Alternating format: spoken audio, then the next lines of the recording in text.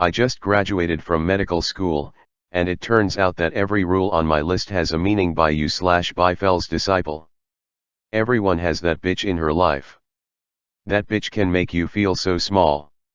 She never gives an inch of sympathy or runs out of snarky comments. We despise her with almost all of our souls, save for the tiny part in the corner that secretly hopes for the validation that might come with winning her nod of approval just once. Dr. Vivian Scrit was that bitch. For just a moment after JD burst into the morgue, I thought that she would freeze in place. Then I was racing to keep up with her, praying that she would have a plan to save our asses. We watched Brutson die. I yelled. "What do you mean, his corpse has climbed out of bed?" He meant to convey the universally accepted definition of each word as it fits into an English language sentence. "Dr. Byfels," Dr. Scrit snapped as we ran after JD. Despite what you learned in kindergarten, there are stupid questions, and they're distributed unequally across a population of individuals who remind us that free speech is an unfortunate reality. That bitch. We came to a screeching halt in front of room 330. JD skittered back, eyes wide, afraid to open the door. I don't know what was happening in the room beyond. But it sounded like a subterranean giant had forced a colossal fart through 8 feet of mud, and smelled twice as bad. Dr. Scrit turned around and stared at the two of us with deadly calm. "I don't know if you're prepared for what's on the other side. But the reality is that I don't give a shit, because life doesn't give a shit either, so you're simply going to deal with it. Welcome to the world of medicine." She leaned against the door and opened it wide. Dr. Brutson had looked bad when he was lying dead, but he was so much worse now. He was standing, facing away from us, swinging angry fists at anyone who approached. I could not see the back of his head, because his neck had twisted to drop his skull into the 6 o'clock position. Brutson's body was severely damaged. He swung back and forth, unable to establish stable footing due to his shattered spine. Bony protrusions stuck through his skin, and the destroyed remains of what had once been his vertebrae no longer created a vertical line. Adding to the horror was the clear onset of livor mortis. Most of his arm was the sickly, pale, yellowy gray of inedible peaches. But the backs of his thighs were an angry shade of strawberry jam. Tiny lacerations endured in the fall were squeezing concentrated blood through his skin like a jelly donut. Then he turned around. His head was dangling by shredded skin, swinging upside down from what had once been a neck. His jaw flapped aimlessly, revealing a destroyed mouth that had recently vacated its teeth in an unholy enamel spray onto my ankles. Cassie and Elleman, another first-year doctor in our class, lay in a corner. Her neck was clearly broken. It looked as though she'd been hurled against the wall at great speed. The analytical part of my brain understood that she had died before she hit the floor. Lydia, the nurse, stood on the other side of the room. She was holding a shaking hand in front of her, slashing a scalpel at Brutson's spinning arms as he approached. "Dr. Dorian, on my left." Dr. Scrit yelled over Brutson's growling. We turned around to see an empty space where JD had once stood, the sound of echoing footsteps reverberating down the hallway. "I see Dr. Dorian wants to learn one of our rules the hard way," she heaved before turning to glare at me sideways. "Dr. Byfels, this has to happen now, so listen very carefully. When life gives you lemons, fuck it." She bent low and lunged at Dr. Brutson's flailing corpse, slamming him against the wall. "Nurse. Grab his arms and pin him down. Byfels. Open the cabinet in the corner." Lydia jumped into action, clasping his wrists and pushing him back. For a moment, Brutson was still. Then a guttural roar shook the walls, and his shaking told me that he would soon overpower his two captors. "Decompartmentalize." I turned away from them and reached for the cabinet. I had both hands on the handles when I saw it on the door. 1913. It hadn't been there before. No cabinet was numbered. That's not how cabinets work. This number had appeared, suddenly, just for me. And this time I definitely remembered the rules. I hesitated. Brutson screamed. Dr. Aphelis, this is not the time for slapdickery. Hurry. Dr. Scrit commanded. I didn't move.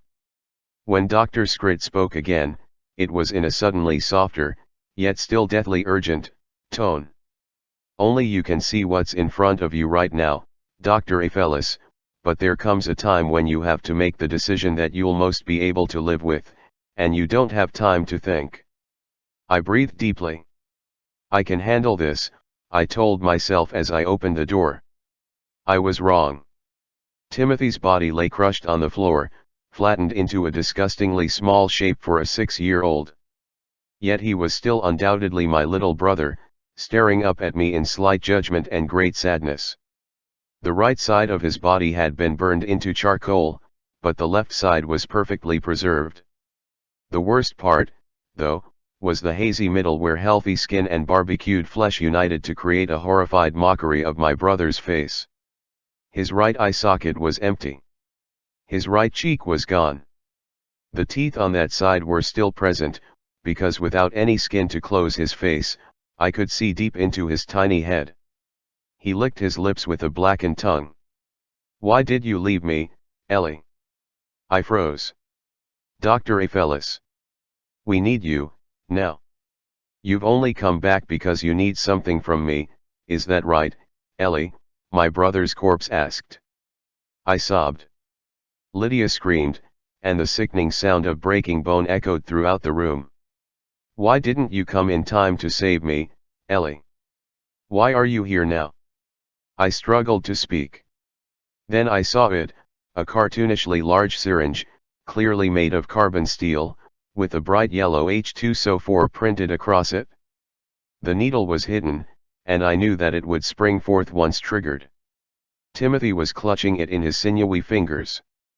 I need that from you, Timmy, I whispered. He clutched it tighter.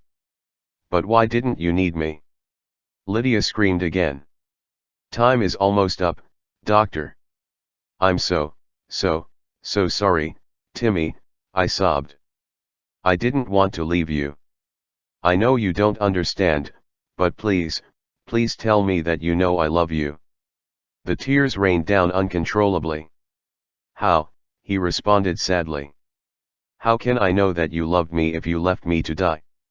Dr. Aphelis, decide now. I'm going to take this, Timmy, but I love you so much. I'm your favorite big sister, remember. He stared back with chilling sobriety. If you take this from me now, Ellie, I'll always know that you only came back when you needed to help yourself, and that you chose to leave me behind. You'll never see me again. No, I whispered sadly as I plucked the syringe from his weak grasp. Then I turned away from the ghost of my little brother, and I ran to the place where I could make a difference. Lydia lay on the floor with both arms bent at unnatural angles. Brutson had Dr. Scrit pinned to the ground. His hands were wrapped around Dr. Scrit's wrists, and she was unable to resist as his stronger arms reached out to squeeze her eyeballs. The emotional part of my soul had worn so thin that no veneer was left. Only a time-worn, rocky edge of logic remained as I acted efficiently to complete the task in front of me. I took 1, 2, 3 giant steps to build momentum that I transferred into a forceful thrust of my arm. I didn't consider how accurate my aim might be, because it simply had to reach its target, and no second option remained. Brutson's eyeball squished and popped as I slammed the syringe into his face. I felt the reaction as the trigger shot the needle deep into his head, past his eye and well into his frontal lobe. Then I crashed to the ground. Brutson leaned back and screamed. Dr. Scrit wasted no time in escaping from beneath his grasp, turning to crawl towards me in a furious scramble. I sat, transfixed, as I watched Brutson transform before me. Sulfuric acid affects skin in much the same way that an open flame does. But I had never seen the effects shooting H2SO4 directly into a cranium, and the show left me transfixed. Brutson grabbed the sides of his head as his face began to melt. He lacked the wherewithal to remove the syringe from his eye, so it dangled in front of him like a bizarre, synthetic phallus. Then he coughed, spraying blood across the floor, and leaned forward. His eyeball fell like a dropped marble. It was followed by viscous gray sludge that I presumed to be his quickly dissolving brain.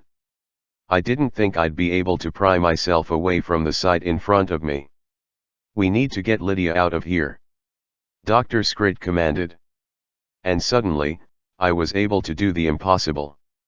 I held her shoulders as Dr. Scrid pulled Lydia's ankles, and we quickly ran out the door. She slammed it behind her. I fell to my hands and knees in a daze. The next several minutes were blurry. Dr. Scrid did a lot of yelling, and we were suddenly surrounded by people willing to help. I wondered, vaguely, where they had been in those precious seconds when we needed them most. There are certain soul-defining moments, I think, that can only ever be experienced alone. Lydia was put onto a gurney and wheeled away. The same doctor and janitor that I had seen twice before walked quietly into the room, spent a short time inside, then darted quickly out. They each carried a large, wet garbage bag in one hand.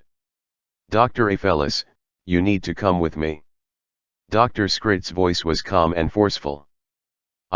I can't, my brother's in the closet," I mumbled before a wave of emotion silenced me.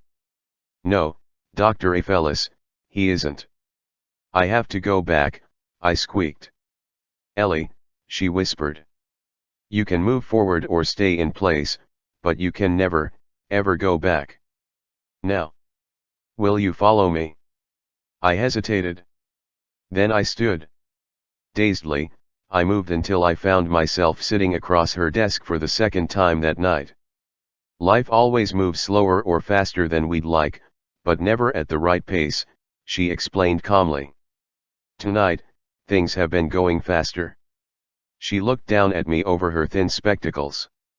I returned only silence. She nodded to herself. "We need to do this quickly, and I won't repeat myself, so listen carefully." She cleared her throat. "The time has come, Dr. Byfels, to tell you about rule number 7.